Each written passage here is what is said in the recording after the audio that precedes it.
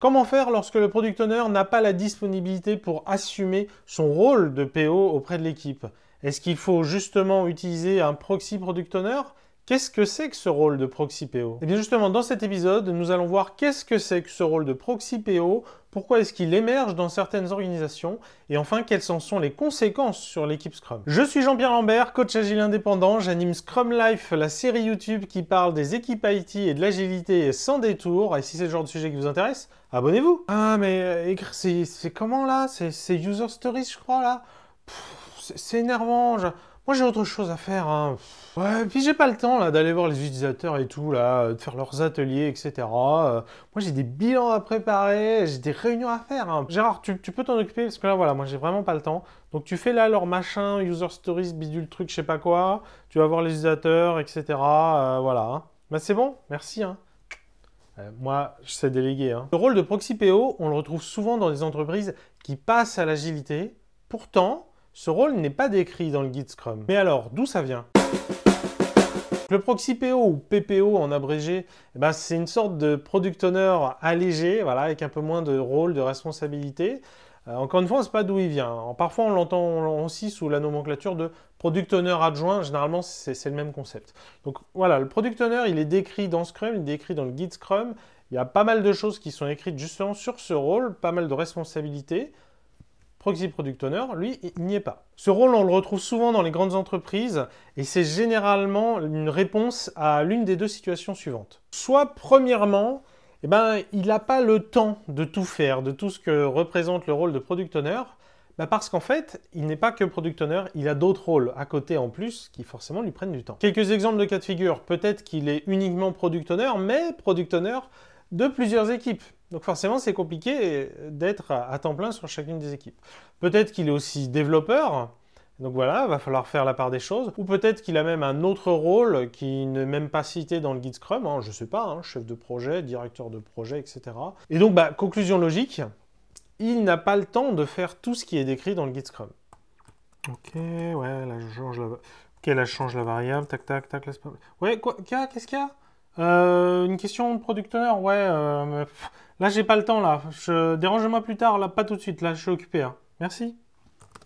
Non, mais vraiment, quoi, le formulaire d'inscription, il est super important, quoi. On y perd trop de personnes, etc. Donc, voilà, vous avez compris et tout. Hein. Attends, excuse-moi, j'ai reçu un message. Ok, bon. C'est bon pour vous? Je vais aller voir. Hein. Ouais, j'ai vu que tu m'avais appelé, donc ouais, c'était pour parler de quoi? Parler la RGPD, bah oui, bien sûr. Alors attends, faut que je me remette dedans. Attends. Voilà, ça c'est mieux. Ouais, oui, oui, le formulaire de mail.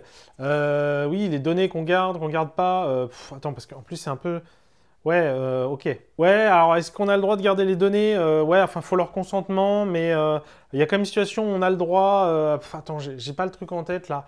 Je peux revenir plus tard. Enfin, ou alors, autre cas de figure, eh bien, la personne à qui on donne le rôle de PO ne veut pas réellement endosser ce rôle de PO. Ça, effectivement, ça arrive, hein. C'est un titre qu'on donne parfois sans en connaître les détails. Donc la personne, forcément, elle endosse pas réellement le rôle de PO. Et du coup, comme l'équipe, elle a bien besoin réellement d'un Product Owner, vous l'avez deviné, elle va se doter d'un proxy Product Owner. Mais comme vous l'imaginez bien, ce proxy PO, par exemple, il n'a pas réellement accès aux utilisateurs ou il n'a pas réellement le pouvoir de prioriser le backlog. Et à chaque fois qu'il y aura une question de priorisation, il devra aller s'en référer au Product Owner. Ouais, t'es un peu dispo là, parce que regarde, là, tu vois, là, je te montre, c'est une nouvelle version du dashboard.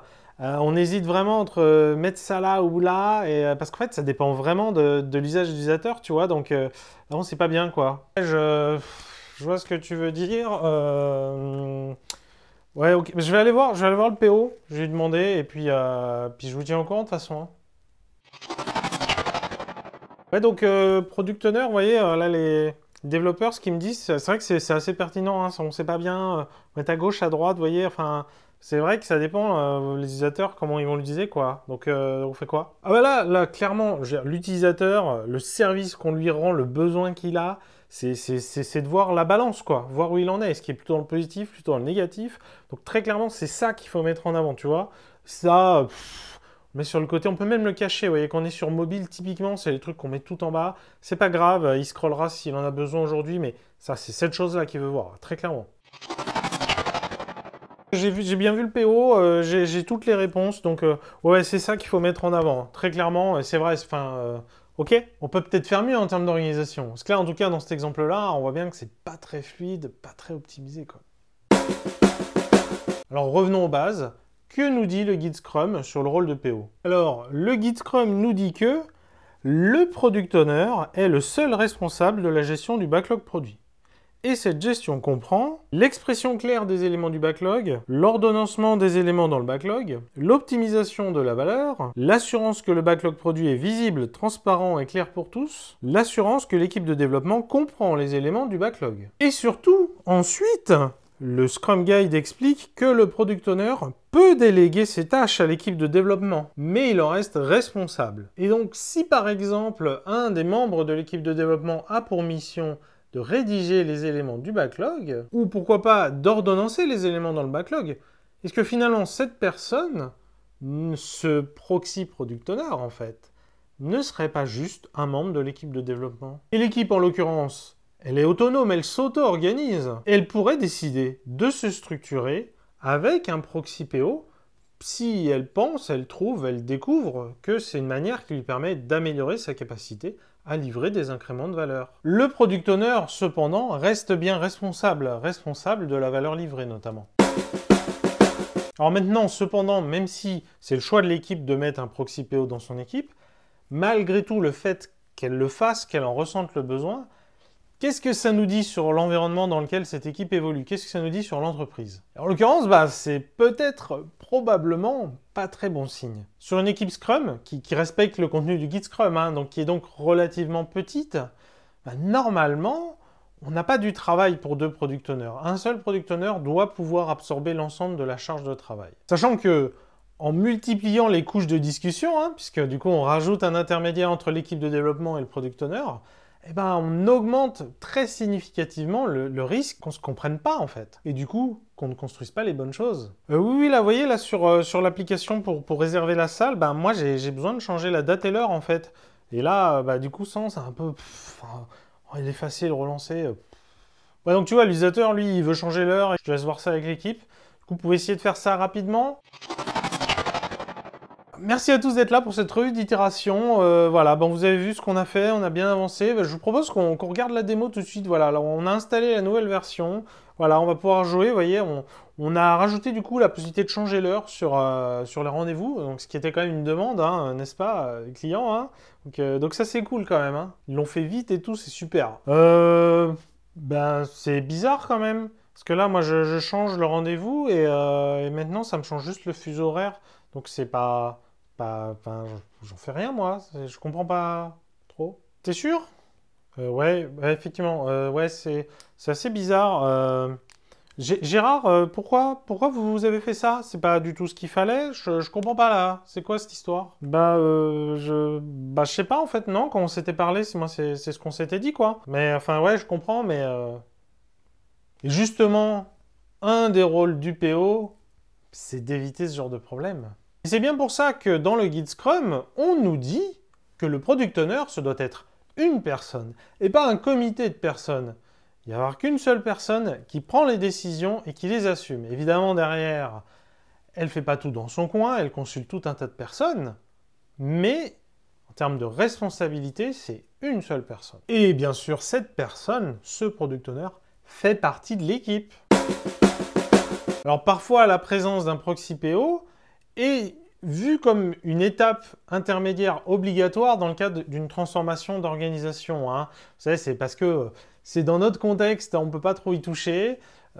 C'est le classique MOE, MOA, et c'est compliqué en fait de fusionner ces deux-là. Donc on va garder la MOA là-bas, et puis dans la MOE, on va se mettre le proxy PO. Et à la limite, encore une fois, en stratégie de transformation de l'organisation, pourquoi pas? Mais attention, il ne faut pas que ça dure dans le temps, parce que si ça dure, du coup, ça évolue pas, et c'est plus une stratégie de transformation.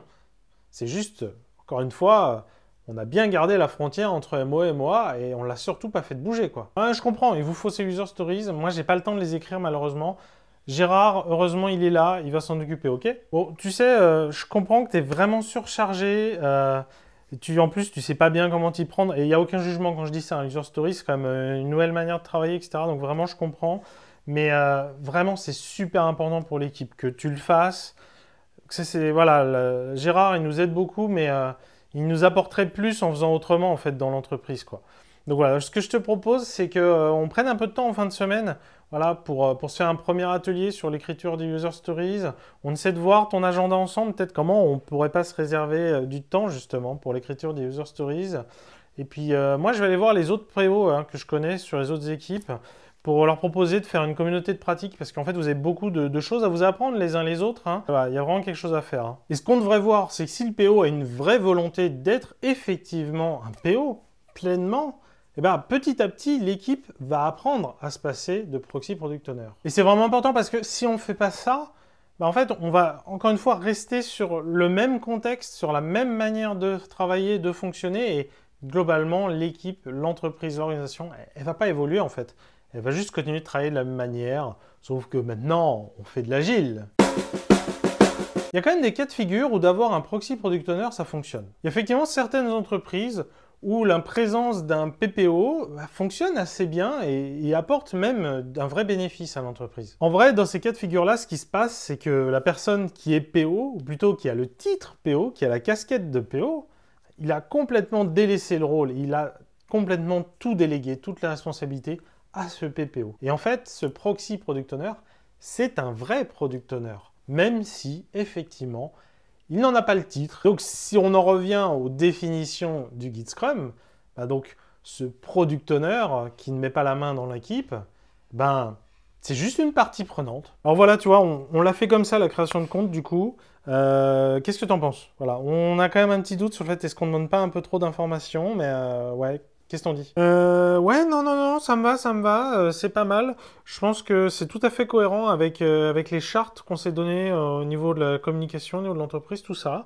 Donc pour moi, c'est bon, c'est bon. Ok, super, merci. Je vais aller vérifier avec un groupe d'utilisateurs cibles, vérifier que le parcours, il n'est pas trop lourd, que ça le fait, et puis de toute façon, je vous tiens tous au courant. Cette situation qu'on vient d'évoquer, est-ce qu'elle vous fait pas penser justement à la relation entre le product owner et une partie prenante, ou un utilisateur, ou un sponsor. Et sur ce sujet-là, Constantin a écrit un super article que je vous invite bien entendu à regarder. Et comme toujours, le lien est dans la description. Et dites-nous dans les commentaires si vous avez déjà été proxy product owner ou si votre équipe ou votre entreprise utilise des PPO. Et surtout, comment ça se passe. Allez, à la semaine prochaine. Vous êtes mes plus grands fans.